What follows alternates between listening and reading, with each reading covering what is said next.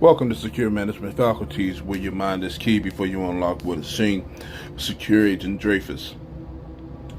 As I usual, standing below, hit the Sell Your Guns tab, send your firearm out, fill the paperwork, or rather follow the prompts first, fill out the paperwork, send your firearm out, get the extra currency, normal standard default for the channel. Alright, so we'll be doing a overview of a story that I got for you, and it will be called After Hours Encounter as listed. But first we'll be supporting that or reinforcing that story with some focused application of outlining through some principles, which is also a usual expected standard, more or less. And through these 3-word principles, we're going to outline what we're going to be reflecting towards the end, and we're going to bring it all together. So we'll be focusing on the words preventative, reactive, and impactive. As we're concentrating on the words after the story, we'll reflect those principles in a learning standard and then produce the application of reflection. Now, this story takes place around, it was around 4 o'clock a.m. And around this time, it was a decision for me to be able to fuel up at a station after my work occurrence or before. And I chose before. Usually it's after, because around the time I usually get off from my work occurrence, I'll go fill up. It's still daytime, and the stations are usually congested, and obviously everything's well lit. But I decided to go early, and everything's still pitch black dark. But where I stay at, gas stations don't usually close down like most in maybe certain states or other locals. Around 10 p.m., 9 p.m., it's 24 hours.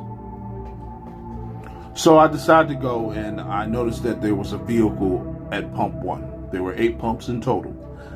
And so, just adhering to basic safety instinctual principle, I decided to pump at pump 8. I get out the vehicle, shut my door, and I begin to set up my pumping. And I usually don't go inside. I usually do the credit card swipe system if they have one functional on the outside, because obviously that means less movement going back and forth from A to Z, and it keeps everything fast, clean, and I could just dock back up the pump and then leave. So anyway, I begin the process, and I'm pumping by hand. And shortly right after I start the process, the vehicle, which was a black Saturn, starts up, and then comes and pulls right directly at pump 7. And the context of this is that pump 7 is literally steps away on the opposite side of the very pump that I'm using on the same pull-up station. So I immediately switch positions from being towards the engine block back towards the driver's side, sort of boxed in between the pump, the vehicle, and the actual pumping hose right behind me. And I put it on auto lock so it can continue pumping, and then I begin to progress to the rear end of the vehicle and scan outward. This is all within seconds.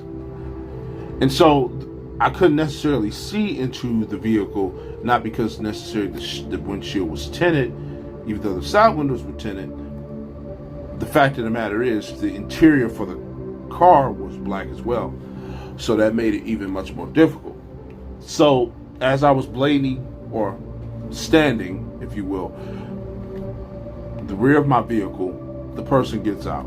I confirmed that it was a female, but she was in a stressful, debilitating condition. And so she immediately starts to start conversation. And so there was no way to break the conversation off necessarily, because I want to keep eyes on exactly who's talking to me, and also the potentials of more people being in that vehicle, and also more people possibly showing up. Usually in these type of situations, at that time, there was a trend of gas station ambushes, more so known people ambushing other known people that they knew, but there still was a lot of car thefts and things like that that was really stranding out, that was becoming to be an active standard as far as the crime trend at that point. So regardless if it's female or not, the threat is still there. And my biggest thing is, even if she could not physically overpower me, the point is she's there to be that active distraction. And there's other ways she can implement dangerous self-defense based chaos in my personal space. Now my pump is still pumping up, and obviously doing all these things, the pump is deciding to pump the slowest in the world, and now I have to deal with her. So at this time, I was really concealed in the majority of my uniform, but my duty gear was obviously exposed, and she assumed that I was the local police department for that city area, which was Detroit. And so she started going on about her children and about how it was unfair if her children was being taken, and the condition of her household wasn't a trash heap. And it was just a very personal, grueling, disturbing situation, a context to hearing her out. Especially when you're talking about 4 o'clock in the morning, especially when you're talking about you're the only two out there on all the station pumps, and my awareness is already lit because the conversation wasn't even supposed to be at this intimate level. With that said, she's walking closer and making these engagements. And so, of course, I put my hand up to break some space, like, okay, that's fine. Well, yeah, I understand this, that, and the other.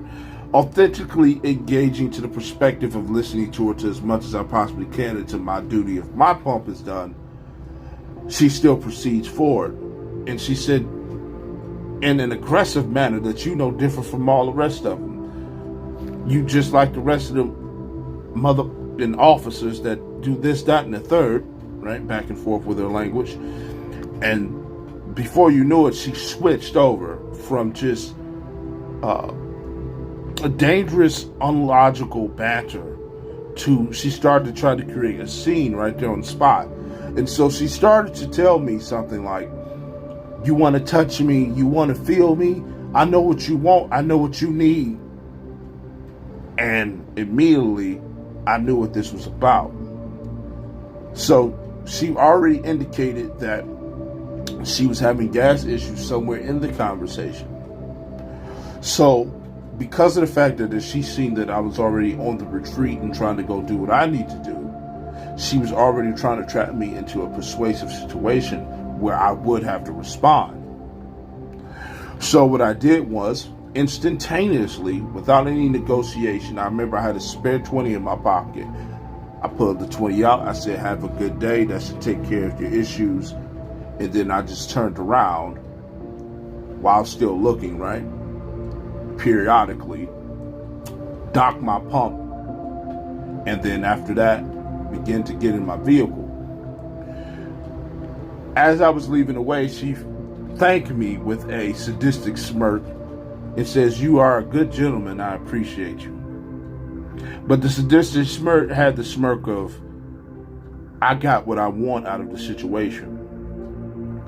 And that would just basically conclude the encounter.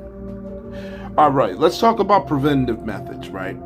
And let's rebuff up and reboost the story. The context is, preventatively, what was I doing during the point of the self-defense encounter that was mostly social, that allowed me to prevent certain things that additionally happened, or at least be prepared for things that could have additionally happened? Well, anybody in a situation before any reactive action comes from you and any other supporting forces, law enforcement or personal help, you got to understand that that first layer is your responsibility. There is no help There's no Superman. There's no one saving you at that point. You have to adhere to your preventative methods. And what that was for me to secure and isolate my vision and to isolate the best position I could possibly take to be available to be able to have that dexterity of movement and not be trapped on the outside of my vehicle by the engine block where I couldn't see what this person was or any other potential advancements. So that's acknowledging preventative methods of possibility and the current perception. Furthermore, as you continue to the reactive stage of it, remember we're talking about the three principles here. Reactive is based off of what I had to do and or what other supporting applications could have supported me in that reactive state. What this simply means is, at this point, I reacted in a social manner with technically a social negotiation of an assumed conclusion based off of what she was saying and also what she was potentially going to lead me into. Because not only she had an appearance and seemingly had nothing to lose, she deliberately moved in my personal space and began to consolidate herself in my space in order to create something that didn't need to happen. So I concluded the result by providing that currency and cutting off the conversation so not only she could get what she wants at that inherent time, but not put me in a long-standing situation while I have my my current professional gear on and make something extensively happen that's going to take a long time to fill out and put my work and job performance in a negotiable standing. So what I reacted was calmly as much as possible, engaging, acknowledging in a state of truth, but I knew what the situation was about, and I chose to go that route of sort of, if you will, giving the application of what she wanted rather than receiving the extensive problems that she could have gave me if she didn't get what she wanted. And obviously the reinforcement lesson was to not pump at a station under those circumstances. Now, we're going to be talking about the imperative or impactive situation in that standing that made a permanence upon me. Obviously, the impactive is, are you stressed from that? Did that situation psychologically damage you? Did it make you change? Yes. Was I psychologically damaged? No.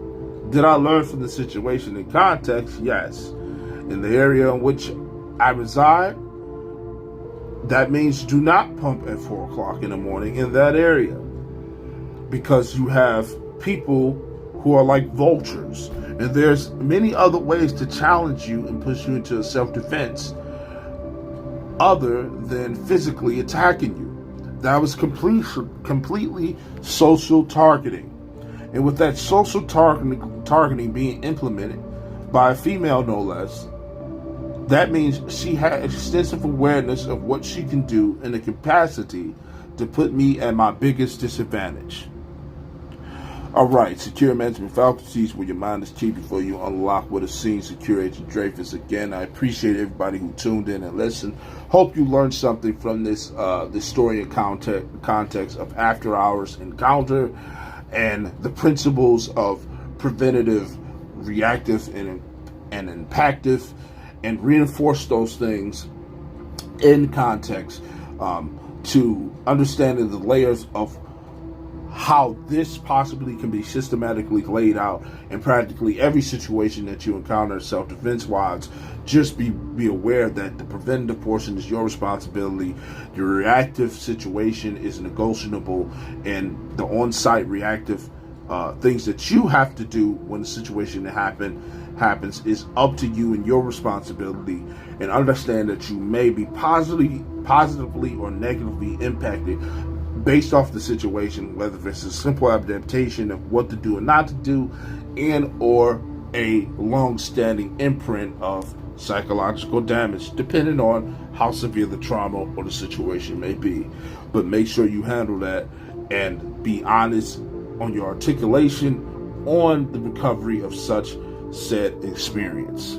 Again, I appreciate all who observe to listen. See you on the next upload.